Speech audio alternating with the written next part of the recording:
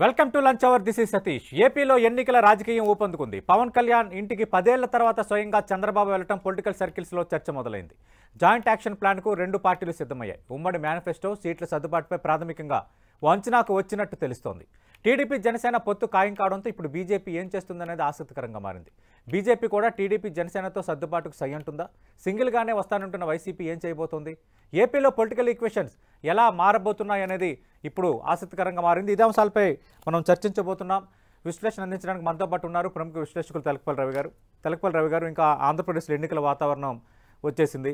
మనం చూసిన లేటెస్ట్గా కేబినెట్ సమావేశంలో కూడా ఫిబ్రవరిలో షెడ్యూల్ రావచ్చు, మీరు సిద్ధంగా ఉండాలని ముఖ్యమంత్రి సంకేతాలు ఇచ్చేశారు. ఇటు పవన్ కళ్యాణ్ ఇంటికి 10 ఏళ్ల తర్వాత చంద్రబాబు నాయుడు వెళ్ళడం, ఇదంతా చూస్తుంటే ఏమనిపిస్తోంది? అటు పవన్ అలాగే చంద్రబాబు భేటీ కానీ, జనసేన టీడీపీ కలయిక కానీ ఖచ్చితంగా ఏపీ రాజకీయాలపై ప్రభావం చూపేదేనా? అధికార పార్టీకి గట్టి పోటీ ఇచ్చేదేనా? సతీష్, మీరు అన్నట్టు వాతావరణం కాదు, రణం. వాతావరణం అయిపోయింది ఇప్పుడు. రణం మొదలవుతుంది. నిన్న చంద్రబాబు నాయుడు నిజానికి హఠాత్తుగా అప్పటికప్పుడు వెళ్ళారు. అదైతే చాలా ముందుగా అనుకోని ఆ సమయం అని కూడా కాదు, చాలామందికి అప్పటికే తెలియకుండా కూడా అంటున్నారు. ఏదేమైనా కానీ ఇప్పుడు తెలిసిన విషయమే కదా. నిన్న కొత్తగా నాటకీయంగా జరిగింది ఏం లేదు. కాకపోతే దాన్ని మరింత ఆమోదం తెచ్చే ఒక ప్రయత్నం చంద్రబాబు చేసినట్టుగా ఉన్నారు. అయిన తర్వాత ప్రకటన కూడా ఏం లేదు. అంటే రాత్రి అయిందనే కారణం కావచ్చు, లేదా బిగ్ బాస్ మీద ఫోకస్ ఉంది కాబట్టి ఎందుకని కూడా కావచ్చు, what ever may be the reason. నిన్నైతే వాళ్ళు ప్రకటన అవాయిడ్ చేశారు. తెలిసిందే మరొకసారి చెప్పారు. అంటే దీనికి 2 కారణాలు కావచ్చు. ఇప్పటికిప్పుడు చెప్పేటంత సమాచారము లేదా స్పష్టత కూడా పూర్తిగా వాళ్ళ మధ్య వచ్చు రాలేదా, ఇంకా తేల్చుకోవాల్సిన అంశాలు ఉన్నాయా, లేదు ఇప్పుడు లోకేష్ యాత్ర రేపు కదా ముగింపు సభ, దానికి పవన్ రావడం లేదు, వస్తున్నాడు, ఇట్లాంటి వార్తల మధ్యలో అలాంటివి కూడా కొంచెం ఒకరికొకరు సమాచారం ఇచ్చిపుచ్చుకోవడానికి కూడా వెళ్ళి ఉండవచ్చు. ఏదైనా మీరు 4 స్తంభాలాట అంటున్నారు కదా, 4 స్తంభాలాట అధికార వేటే, ఇందులో వేరే ఏం లేదు. ఇందులో ఒక స్తంభం ఏమో ఢిల్లీ నుంచి ఎటు చూస్తుందో తెలియటం లేదు, ఇంకో స్తంభం ఏమో అమరావతిలో అధికారం. అందుకే నేను చెప్తున్నా ఏంటంటే ఇక్కడ ఈ 2 స్తంభాలు కలవటం తప్పనొద్దు అనేది ఎప్పుడో స్పష్టమైంది. పవన్ కళ్యాణే ఓట్ల చీలిక నివారిస్తాను అనే ప్రకటనతో ఈ అధ్యాయానికి ప్రారంభం పలికిందే పవన్ కళ్యాణ్. కాబట్టి ఇద్దరికి చాలా అవసరం. ఒకరినొకరు వదులుకోగలిగిన కాదనుకోగలిగిన పరిస్థితి లేదు. ఇంకా అది చాలా స్పష్టం. నిన్నటితో అది ఇంకా పూర్తిగా సీల్ అయిపోయిందని చెప్పొచ్చు మనం. అయితే మీరు దీనికి పురంధేశ్వరి నిన్న సాయంత్రమే వీళ్ళు కలుస్తున్నప్పుడే దాదాపు అదే రోజున వెళ్ళి హరిరామ జోగయ్యని కలిసి పవన్ కళ్యాణ్తో మా పొత్తు ఉంది, ఇంకా ఆయన మాతోనే ఉన్నారని చెప్పడము, తెలంగాణలో అసెంబ్లీలో పొత్తు పెట్టుకొని లోక్సభలో మాకేం ఎవరు అక్కర్లేదు మేమే పోతామని కిషన్ రెడ్డి చెప్పడం చూస్తే బీజేపీ అంటే 4వ స్తంభం నాటకాలు ఇంకా చాలా నడుస్తున్నాయని మటుకు అనిపిస్తుంది. ఓకే, మరి మీరు డైరెక్ట్ పాయింట్లోకి వచ్చారు కాబట్టి ఇప్పుడు పవన్ కళ్యాణ్ చంద్రబాబు నాయుడు భేటీ, టీడీపీ జనసేన పొత్తు ఎంతవరకు ఇంపాక్ట్ చూపించబోతుంది అన్నది ఒక అంశం. అది కూడా అత్యంత కీలకంగా మాట్లాడదాం. But what about BJP? Bharatiya Janata party ఇప్పుడు జనసేన పొత్తులో ఉంది. ఇటు జనసేన టీడీపీ పొత్తు అధికారికంగా ఖరారైపోయింది. అంటే ఇప్పుడు బీజేపీ ఏం చేయొచ్చు? అంటే జనసేనతో బీజేపీ వెళ్తుందా, లేదంటే జనసేన టీడీపీతో బీజేపీ వెళ్తుందా, లేదంటే చంద్రబాబు నాయుడుతో వెళ్ళడం ఒకవేళ ఇష్టపడకపోతే ఒంటరిగానే వెళ్తుందా? ఈ 3 ఆప్షన్స్లో ఏం జరగబోతుంది? ఇప్పుడు బీజేపీ ఏం చేస్తుందంటే ఏదైనా చేస్తుంది. ఎందుకంటే 3 పార్టీలు బీజేపీ చుట్టే తిరుగుతూ ఉంటాయి కాబట్టి వీళ్ళెవరు బీజేపీని ఏమీ చేయలేరు. మొన్న పొత్తు పెట్టుకొని రేపు ఉండదని ఏకపక్షంగా మీరు ఎలా ప్రకటిస్తారు? నేను ఏమైపోవాలి, మాకేం గౌరవం లేదని అడిగారు పవన్ కళ్యాణ్ గారు. ఇంతవరకు మీరు నేను స్టూడియోలో చర్చిస్తున్నాం కానీ ఎందుకు అడగలేదు? ఒక రాజకీయ పార్టీగా తెలంగాణ వరకు అడగాలి కదా. ఇది కాకుండానే అక్కడేమో రోడ్ మ్యాప్ అడిగిన మా రోడ్ మ్యాప్ అడిగి అటు వెళ్ళిపోయావు, మరి ఏం జరుగుతుంది, మా ఎన్డీఏకి వస్తావు, ఇక్కడ వీళ్ళ రోడ్ మ్యాప్ తీసుకుంటావు, ఏంటిది అని ఏమో అడగలే, మాతో పొత్తులో ఉందని చెప్తూ ఉంటారు.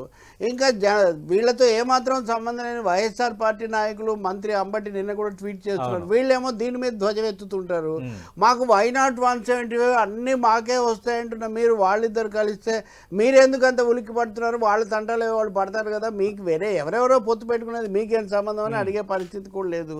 కాబట్టి ఏపీ రాజకీయాలు ఒక అయోమయ అవస్థ. నిన్న వీటన్నిటి మధ్యలో విశాఖలో బ్లాస్ట్ ఫర్నేస్ 3ని జిందాల్స్కు నిన్న కట్టబెడుతూ ఢిల్లీలో చర్చలు జరిపితే ఈ మహామౌలు ఎవరి దగ్గర అది ప్రశ్న కూడా రాలేదు. సతీష్, ప్రస్తావనే రాలేదు. మరి జీవీఎల్ నరసింహారావు ఎంపీ ఆయన తరచూ ఆగిపోయింది ప్రక్రియ అని ఒక ఇంప్రెషన్ కలిగించారు.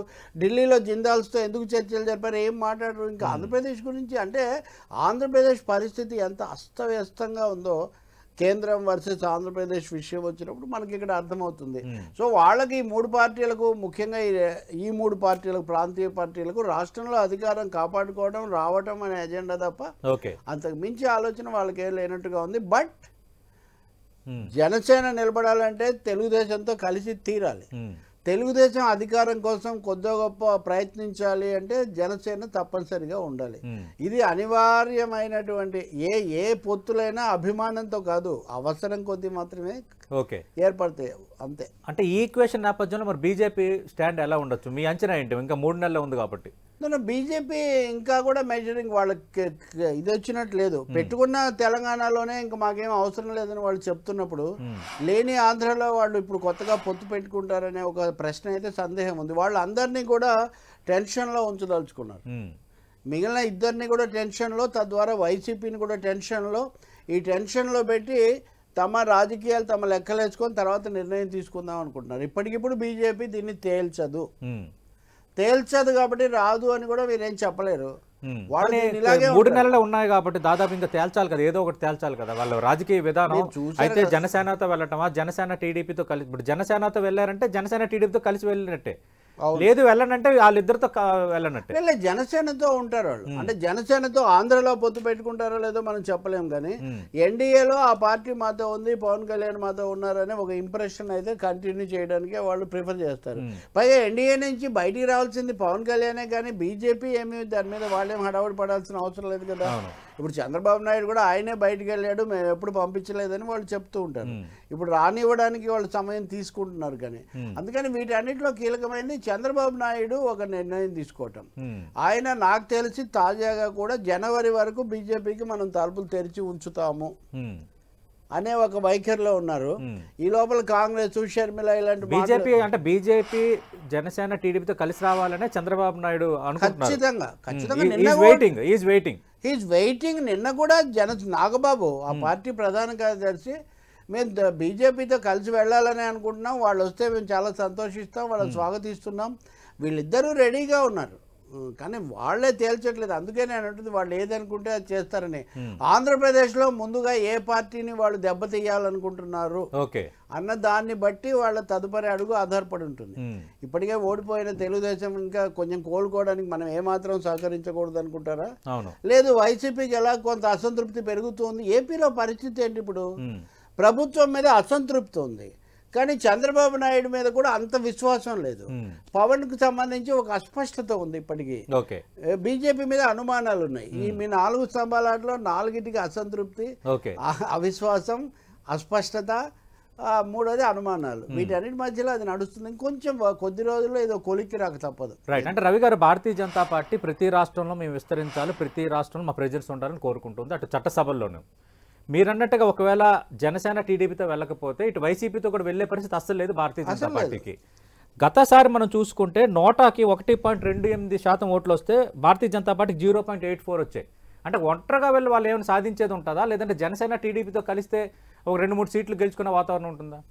కలిసి వెళ్తేనే ఉంటుంది వాళ్ళకేమీ బలమేం లేదు. కానీ మీరు చూస్తున్నారు కదా, ఆ రాష్ట్రాల్లో గెలవడం, పర్సెప్షన్ బ్యాట్లు, మీడియాలో వాళ్ళకు ఉండే హైప్, తర్వాత కమ్యూనల్ కార్డు అన్నింటినీ మించి ఇప్పుడు అయోధ్యలో రేపు రామాలయం అది జరిగితే ఆంధ్రప్రదేశ్ లో పనిచేస్తుందా? ఇప్పటివరకు చేయలేదు, కానీ వాళ్ళు ఆ కార్డునే నమ్ముకున్నారు కదా. వీళ్ళందరూ వాళ్ళ చుట్టూ తిరుగుతున్నారు కదా. ఏ ప్రయోజనము ఉండదనుకుంటే చంద్రబాబు నాయుడు కానీ పవన్ కళ్యాణ్ కానీ వాళ్ళ చుట్టూ ఎందుకు తిరుగుతారు? జగన్మోహన్ రెడ్డి కూడా వాళ్ళ గురించి ఒక్క మాట కూడా మాట్లాడకుండా ఎందుకుంటారు? సో వాళ్ళకి రాజకీయ బలం, నైతిక బలం లేదు, కానీ అధికార బలం ఒకటి ఉంది. కేంద్రంలో అధికారానికి సంబంధించిన బలం ఒకటి, మతాన్ని ఉపయోగించుకునే ఒక అనర్థక వ్యూహం ఒకటి వాళ్ళకు ఉన్నాయి. Okay, right. ఇక ఇప్పుడు గత ఎన్నికల పర్సంటేజ్ 2019 తీసుకుంటే టీడీపీకి 39.17, జనసేనకి 5.53% ఓట్లు వచ్చాయి. అంటే ఓవరాల్గా కలిపితే టెంటేటివ్గా ఇది ఒక 46%. అంటే ఖచ్చితంగా ఇప్పుడు ఇద్దరు పనిచేస్తే వైసీపీని గట్టి పోటీ ఇచ్చే వాతావరణం ఉంటుందా? ఆ ఇంపాక్ట్ ఎలా ఉండవచ్చు? నో, అది పెద్ద బిగ్గెస్ట్ ఫ్యాక్టర్. టీడీపీ జనసేన పొత్తు కుదుర్చుకొని సీట్లు తేల్చుకొని వాళ్ళు రంగంలోకి దిగితే గనక సూటిగా అది ఒక బిగ్గెస్ట్ ఫ్యాక్టర్ అవుతుంది ఏపీ రాజకీయాల్లో. దిగినట్టే కదా, కాబట్టి అది it will be single biggest factor అవుతుంది. జగన్మోహన్ రెడ్డికి సంబంధించి ఆయన పథకాలు, ప్రజలతో ఆయనకున్న సంబంధం అదే కదా ఆయనకు. కాబట్టి ఈ రెండింటి మధ్యలో పోటీలో ఏం జరుగుతుంది అనేది సీరియస్. నిజంగా ఈ పొత్తుకు అంత ప్రాధాన్యత లేకపోతే వైసీపీ సర్వశక్తులు పవన్ కళ్యాణ్ మీద ఈ పొత్తు మీద ఎందుకు కేంద్రీకరిస్తుంది? కానీ వీళ్ళ వీక్నెస్ ఏమంటే వీళ్ళు రాష్ట్రం కోసం గట్టిగా నిలబడి ప్రశ్నించే అవకాశం వీళ్ళకు కూడా లేదు. అక్కడే ఈ సమస్య వస్తుంది. రెండవది, దక్షిణ కోస్తాలో ముఖ్యంగా గోదావరి, కృష్ణా, గుంటూరు, ఉభయ ఆ ప్రాంతాల్లో ఈ అలయన్స్ చాలా పవర్ఫుల్గా పనిచేస్తుంది అనేది జనరల్గా రాజకీయ వర్గాల్లో ఉన్న బలమైనటువంటి ఒక అభిప్రాయం. అయితే ఇందులో జూనియర్ పార్ట్నర్గా ఉండడానికి పవన్ ఒప్పుకున్నారు. ఒక 30 లోపు సీట్లు తీసుకోవడానికి వాళ్ళ మధ్య అవగాహన ఉంది. ఆయన కూడా భీమవరం ఒకవేళ దూరం అనుకుంటే గన్నవరం విమానాశ్రయానికి తాడేపల్లిగూడెంలో ఏమైనా పోటీ చేయొచ్చని ఇలాంటి ఒక ఆలోచన కూడా చేస్తున్నారని అంటున్నారు. సో ఇక్కడ సమస్య అంతా మిగిలిన చోట్ల గోదావరి జిల్లాలో జనసేన కొంచెం పెద్దపీట వేయడానికి తెలుగుదేశం రెడీగా ఉంది. కానీ మిగిలిన చోట్ల కూడా అదే స్థాయిలో ఇస్తే మా ఇదేంటి అనేది ఒకటి.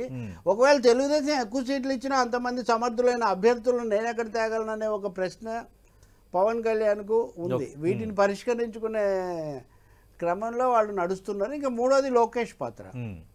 చంద్రబాబు తర్వాత లోకేష్ తర్వాత పవన్ కళ్యాణ్, చంద్రబాబు పవన్ కళ్యాణ్ తర్వాత లోకేష్. అంటే తెలుగుదేశం పార్టీ పరంగా చూస్తే చంద్రబాబు తర్వాత వాళ్ళ యాత్ర వాళ్ళ బొమ్మలు అవి రెండే ఉంటాయి, అంతే కదా. ముందు అసలు యువగలం పాదయాత్ర ముగింపు సభకి పవన్ కళ్యాణ్ రారు అన్న చర్చ జరిగింది. బట్ ఆయన కొన్ని కారణాలు రావట్లేదు అనేది ఒక వెర్షను. రెండోది, పవన్ కళ్యాణ్ పిలవకుండా టీడీపీ సెంట్రిక్ గానే పూర్తిగా కార్యక్రమం చేయాలి, లోకేష్ సెంట్రిక్ గానీ ప్రోగ్రామ్ చేయాలి అన్నది స్ట్రాటజిస్ట్ రావిన్ శర్మ ఇచ్చిన సజెషన్ అని ఇంకో వెర్షన్. ఈ రెండు వెర్షన్స్ చర్చ జరిగాయి, కానీ ఫుల్ స్టాప్ పడిపోయింది నిన్న భేటీ తర్వాత. ఈ రెండు వెర్షన్స్ నిజం కాబట్టి అక్కడ ఫుల్ స్టాప్ పడింది. ఎవరి వెర్షన్ వాళ్ళు చెప్పుకోవచ్చు. చంద్రబాబుకి అయితే ఏదో ఆయన కొత్తవాడుగా కింద కొత్త కాదు నెక్స్ట్గా ఉంటారని పవన్ ఒప్పుకుంటారు. కానీ లోకేష్ కూడా నెక్స్ట్గా ఉంటే ఇంకా పవన్ కళ్యాణ్ జనసేన అది ఉండదు. అలాగే లోకేష్ను మా తదుపరి నాయకుడు ఆంధ్రప్రదేశ్కు ఆశాదూత అని చూపించదలుచుకున్న తెలుగుదేశం పార్టీకి పవన్ కళ్యాణ్ తదుపరి ఇప్పుడు ఆయన ముఖ్యమంత్రి పదవి చర్చించుతాను, సీఎం పదవి గురించి తరచూ ఆయన ప్రస్తావన తెస్తూ ఉంటారు. అక్కడ లోకేష్ ఉండగా అది ఎలా కుదురుతుంది? కాబట్టి అదొక చిన్న సమస్య ఉంది. కానీ ఏమున్నా కానీ ఇప్పుడైతే పొత్తు పెట్టుకొని సీట్లు తెచ్చుకోవాలి. Pawan Kalyan was very clear in his Varahi Yatra that శాసనసభలో ప్రవేశించాలి.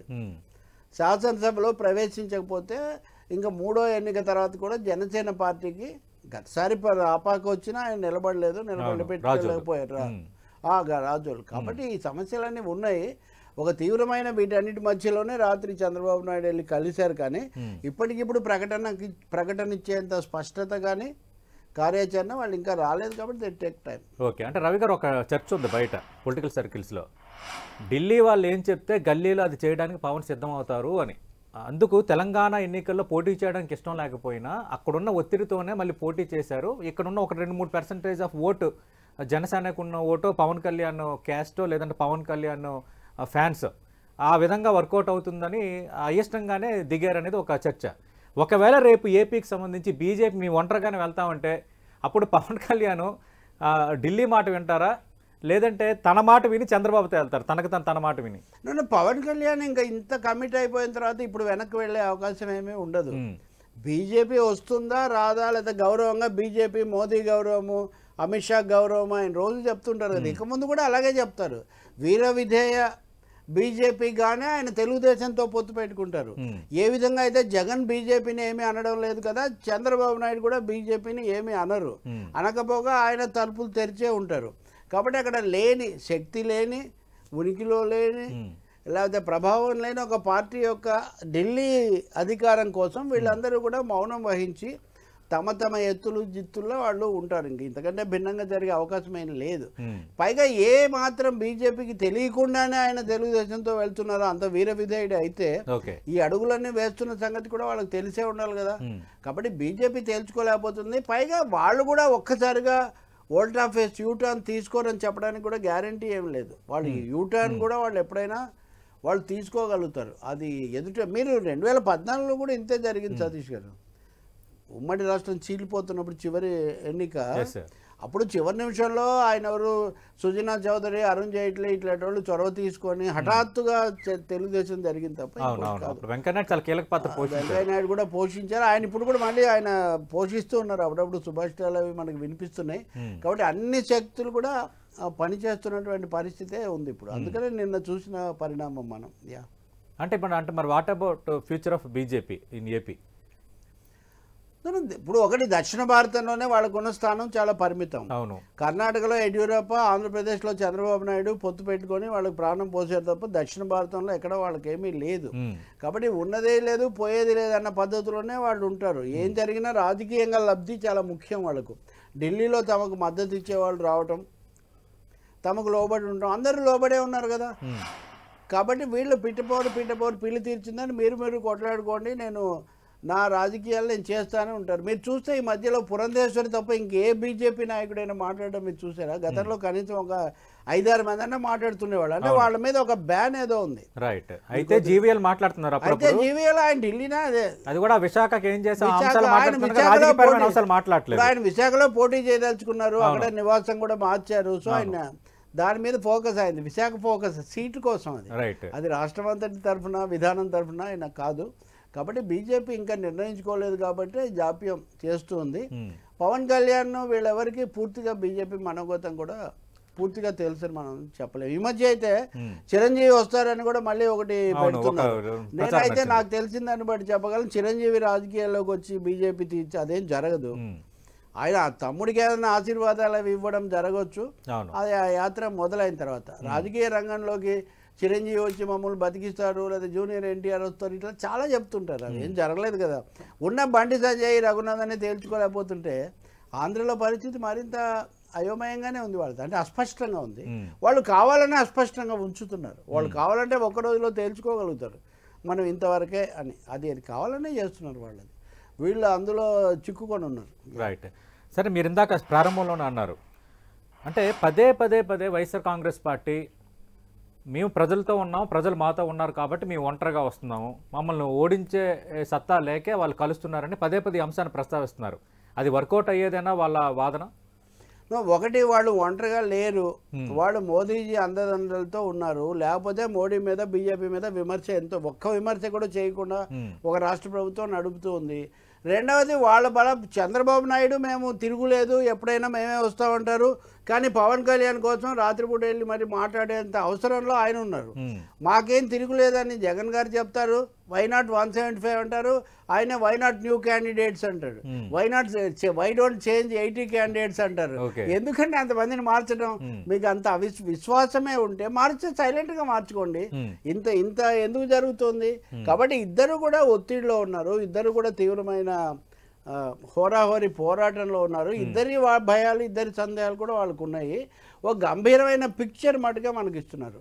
అంతర్గతంగా వాళ్ళు అన్ని ఆయుధాలకు పదును పెట్టుకుంటున్నారు. అన్నిటికీ కూడా వాళ్ళు సిద్ధమవుతున్నారు. టెన్షన్గానే ఉంది. ఏపీ ఎన్నికల రంగం టెన్షన్గానే ఉండబోతుంది. ఇందులో వార్ వన్ సైడ్ కాదంటారు. వార్ వన్ సైడ్ వార్ అంటే ఎప్పుడు వన్ సైడ్గా ఉండదండి. అవతల ఓడిపోవచ్చు, చిత్తు కావచ్చు, లేదా ఒక్క సీటు కూడా రాకపోవచ్చు. కానీ తప్పకుండా వన్ సైడ్లో అక్కడ ఇద్దరు, ఇంకా బీజేపీ, ఇంకా ఇప్పుడు కాంగ్రెస్, షర్మిల వస్తారు, అది నెక్స్ట్ కూడా ఉంది. కాబట్టి ఇన్ని అంశాలు ఉన్నప్పుడు అంత నల్లేరు మీద బండిలాగా వెళ్తామని ఏమి జగన్మోహన్ రెడ్డి భావించట్లేదు. భావిస్తే ఇన్ని సాధికార యాత్రలు, ఇన్ని సభలు, ఇన్నిసార్లు సర్వేలు జరిగి ఉండేవి కాదు. They are preparing for a major battle. Okay, but taking it as a minor struggle. అది ఊరికే అది వ్యూహాత్మకంగా చేస్తున్న పని మాత్రమే. ఓకే. అంటే తెలంగాణ ఫలితాలు ఇంపాక్ట్ ఏమైనా ఏపీపై ఉంటుందా? ఎందుకంటే తెలంగాణలో కేసీఆర్ దాదాపు అందరు సిట్టింగులకు స్థానం ఇచ్చి మళ్ళీ తిరిగి సీట్లు ఇచ్చి చేతులు కాల్చుకున్నారు. జగన్ ఆ విషయంలో కొంత జాగ్రత్త పడుతున్నారు అనేది ఒకవైపు చర్చ. ఈ అభ్యర్థులను మార్చడం, కొందరు అభ్యర్థులను చలనం కలిగించడం. సతీష్, ఈ విషయం మీద నేను గతంలో కూడా 10 టీవీలో కూడా మాట్లాడా. ఆగస్టు 10నే కేసీఆర్కు కనీసం 3వ వంతు స్థానాల్లో ఇలా జరుగుతుందని తెలిసినా ఆయన అభ్యర్థులు మార్చలేదు. ఎందుకు మార్చలేదని ముఖ్యమంత్రి జగన్ తన దృష్టికి వచ్చినప్పుడు ఆయన ఆశ్చర్యం వ్యక్తం చేశారని కూడా నేను ఇదివరకే కామెంట్ చేశాను. కాబట్టి ఆయన రెడీగా ఉన్నాడు. కేసీఆర్ చేసింది పొరపాటు అన్నది జగన్ అభిప్రాయం ఇదివరకు ఆయన వ్యక్తం చేస్తున్నారు. ఇది అంతమందికి వచ్చేదే, కేవలం తెలంగాణలో రాలేదు, తెలుగు రాష్ట్రం మొన్నే జరిగింది కాబట్టి మనం అనుకుంటున్నాం. దాన్ని అయితే జగన్ రిపీట్ చేయరు. ఇంకొక కేసీఆర్కి లేని ఒక సమస్య జగన్కు ఉంది. 150 స్థానాలు వచ్చాయి. వాళ్ళు అనుకున్నారా 150 చోట్ల అభ్యర్థుల ఎంపికలు కానీ రకరకాలుగా వాళ్ళు పెట్టుంటారు. అన్నీ వచ్చేసరికి ఇప్పుడు వాళ్ళలో 1/3 తగ్గిస్తే కూడా 50 అవుతారు. సంఖ్య చాలా పెద్దది కదా when compared with Telangana. And దాన్ని రాజకీయం చూస్తే కూడా అందులో హోరాహోరీగా పోటీ ఆంధ్రలో. తెలంగాణలో ఇప్పుడు రేవంత్ రెడ్డి వచ్చి ప్రభుత్వం ఏర్పడింది తప్ప అంతకుముందు బీఆర్ఎస్ మిగతా వాళ్ళకి అసలు సభలో ప్రాతినిధ్యమే లేని ఒక పరిస్థితి. కానీ ఏపీలో రాజకీయ రంగంలో క్షేత్రస్థాయిలో హోరాహోరీగా అరెస్టులు, కేసులు, ప్రతిపక్షము ప్రభుత్వ పక్షము హోరాహోరీ నడుస్తున్న పరిస్థితి ఏపీలో ఉంది. కాబట్టి కేసీఆర్ లాగా చేసే అవకాశం లేదు. తప్పకుండా ఈ ప్రభావం ఉంటుందండి. పర్సెప్షన్ ఎక్కడో మనం ఛత్తీస్గఢ్లో జరిగిన దాని గురించి చర్చిస్తుంటే పక్కన హైదరాబాద్లో జరిగింది ఏపీలో మాట్లాడుకోకుండా ఎలా ఉంటారు? ఆ మౌత్ టాక్ అనే ఒక భయం ఉంది. తెలంగాణలో మౌత్ టాక్ ఎక్కువ ప్రభావం చూపింది అంటుంటే ఏపీలో ఈ మౌత్ టాక్ 2 నెలల నుంచి నడుస్తుంది. ఇవన్నీ మంచిది కాదని దాని మీద ఇప్పుడు టీడీపీ ఆశ పెట్టుకుంది. వైసీపీ అది మా రాష్ట్రానికి వర్తించదు అంటున్నారు.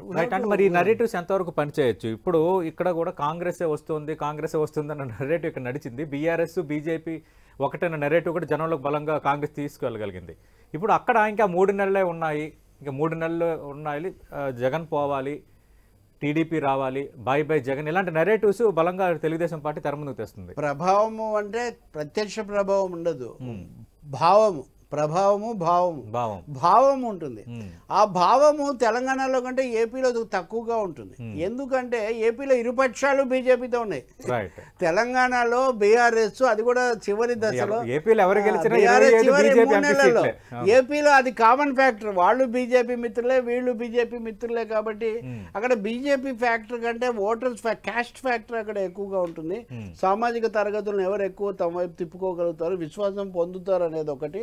పర్సెప్షన్ బ్యాటిల్, ఇదిగో సోకాల్డ్ మౌత్ టాక్, ఇలాంటి అంశాలను వైసీపీ చాలా అసంతృప్తిని పోగొట్టుకోవడానికి చాలా ప్రయత్నం చేయాల్సి ఉంటుంది. వాళ్ళు ఏకపక్షంగా గెలిచిపోతాము అనుకుంటే మటుకు దెబ్బతినే అవకాశం కూడా ఉంటుంది. అది వాళ్ళు జాగ్రత్త పడాల్సిన అవసరం చాలా ఎక్కువగా ఉంది. అలాగే తెలుగుదేశం కూడా టేకన్ ఫర్ గ్రాంటెడ్గా వాళ్ళే సభలు పెట్టేసుకొని ఇది అయిపోయింది, పవన్ కళ్యాణ్ వచ్చారు కాబట్టి అయిపోయింది అనుకుంటే అది కూడా సాధ్యం కాదు. సో రాష్ట్రానికి సంబంధించి బీజేపీ పట్ల ఎలాంటి వైఖరి తీసుకుంటారన్న దక్షిణ భారతంలో you underline this, right, north లో 3 రాష్ట్రాలు గెలవటంగా దక్షిణ భారతంలో బీజేపీ మీద గట్టిగా నిలబడగలిగితే ప్లస్ పాయింట్. దాని మీద ఊగిసలాటలో ఉంటే ఇంకా పెద్ద అటు ఇటు కూడా ఏమి ఉండదు. కానీ ఇప్పుడు మీరు చెప్తుందని బట్టి చంద్రబాబు నాయుడు వ్యతిరేకంగా నిలబడ్డు, జగన్మోహన్ రెడ్డి అనధికారిక పొత్తులో ఉన్నట్టే. బట్ అలాంటప్పుడు ఆంధ్రప్రదేశ్ లో ఏదో రకంగా సీట్లు పెంచుకోవాలని ఆలోచన చేయొచ్చు కదా. ఇంకా పార్లమెంట్ ఎలక్షన్స్ కూడా ఉన్నాయి కాబట్టి భారతీయ జనతా పార్టీ అంత ఈజీగా 25 ఎంపీ సీట్లు ఉన్న చోట ఒకటి వాళ్ళు మద్దతు ఇస్తారు ఎలక్షన్స్ తర్వాత అనటం వేరు. పవన్ కళ్యాణ్ కూడా ఒక కామెంట్ చేశారు, ఖచ్చితంగా రేపు పొద్దున్న ఎంపీలు గెలిస్తే మేము మోడీనే ప్రధాని కావాలని కోరుకుంటామని. అలాంటప్పుడు వాళ్ళకి వాళ్ళు ఇండివిజువల్గా ఎంపీ స్థానాలు గెలుచుకోవడానికి ప్రయత్నం చేయరా? బీజేపీ తప్పకుండా చేస్తుంది. ఇదిగో విశాఖ జీవీఎల్ ఇప్పుడు చాలా రోజులుగా ప్రయత్నం చేస్తున్నాడు పాపం. ఇప్పుడు కాదు, పురంధేశ్వరి కూడా ఇప్పుడు అధ్యక్షుడు అవడం వల్ల అక్కడ ఏదో గెలుస్తుందని కాదు కదా. తన ఎంపీ అయితే మరొకసారి కేంద్ర మంత్రి దక్షిణ భారతం నుంచి తమకే వస్తుందన్న ఆలోచన ఆమెకు కూడా ఉంది. ఇవన్నీ వాళ్ళకు ఉన్నాయి. కానీ ఏపీ పొలిటికల్ సినేరియో బీజేపీకి అంత అనుకూలంగా లేదు. గతసారి వాళ్ళని తెచ్చుకోలేకపోయారు. కానీ ఇలాంటివి జరుగుతాయి. పైగా ఇప్పుడు వీళ్ళు ఇంకా పాకులాడుతున్నారు కదా, ఇంకా తలుపులు మూసేయలేదు కదా. అందుకే last word is not said from BJP side. మనం అది దృష్టిలో పెట్టుకోవాలి.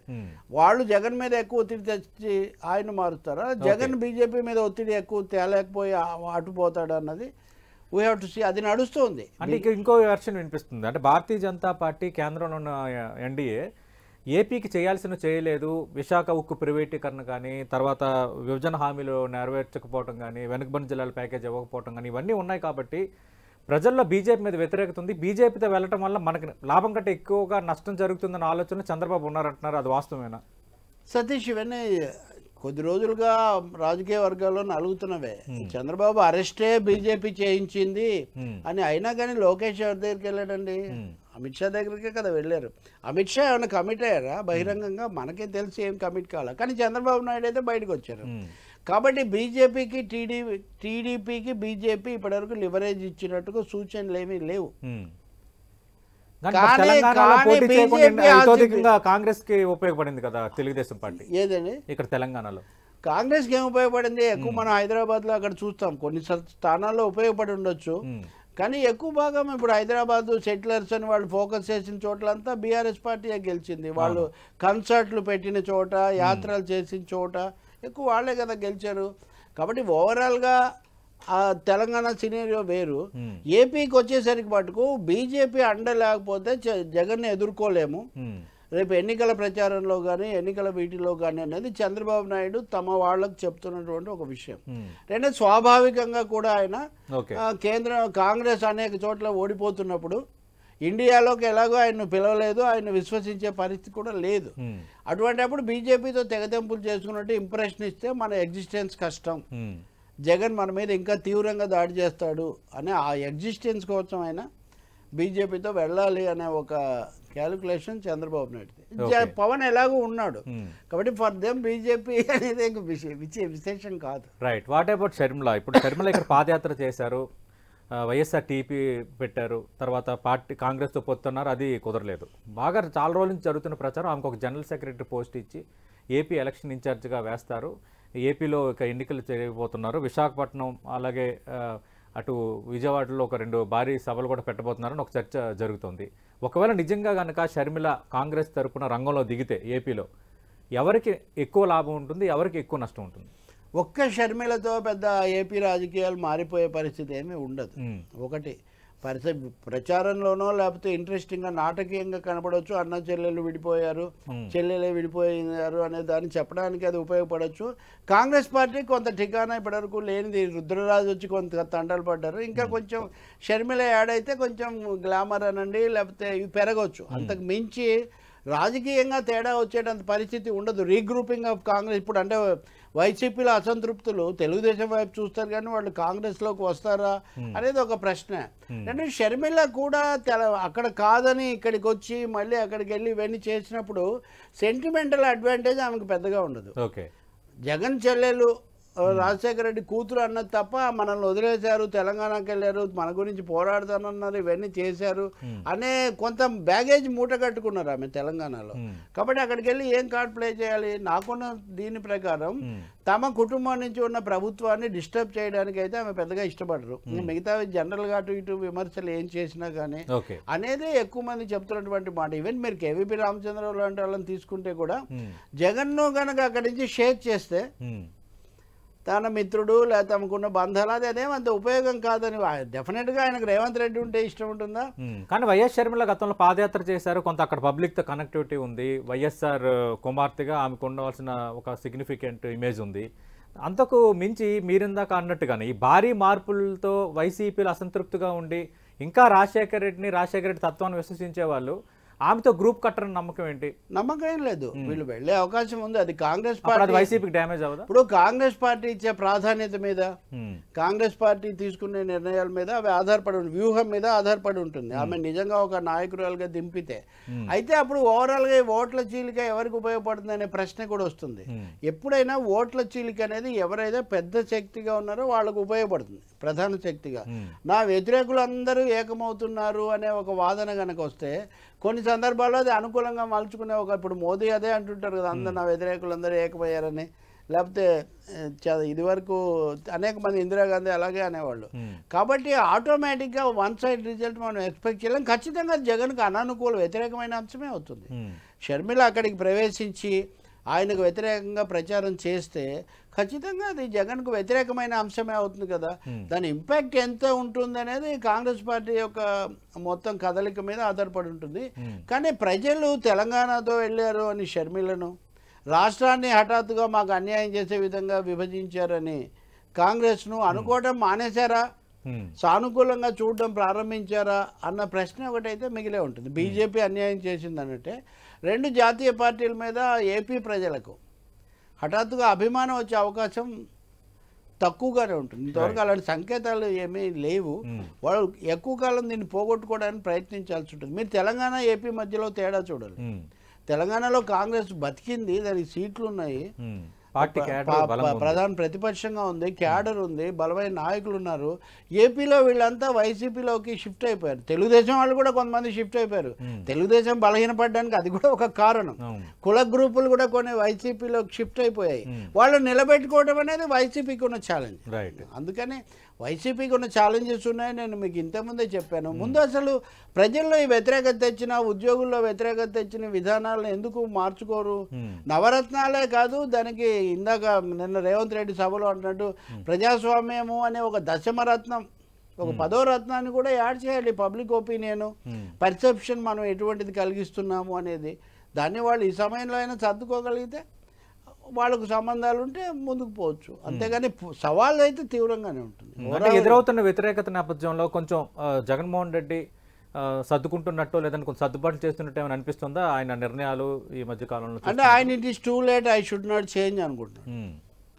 ఇప్పుడు ఇది ఎన్నికలు బాగా దగ్గరకు వచ్చాయి. ఇప్పుడు ఏమాత్రం మారకూడదు. ఇప్పుడు ఎక్కడ నెగ్గాలో కాదు, ఎక్కడ తగ్గాలో అన్నది పవన్ కళ్యాణ్ ప్రిన్సిపల్. అవును, తగ్గకూడదు, తగ్గకుండా ముందుకు పోతేనే తప్ప ఇక్కడ మనం నిలబడలేము. అలాగే నేను నిలబడ్డాను, ఇక ముందు కూడా అలాగే ఉండాలి.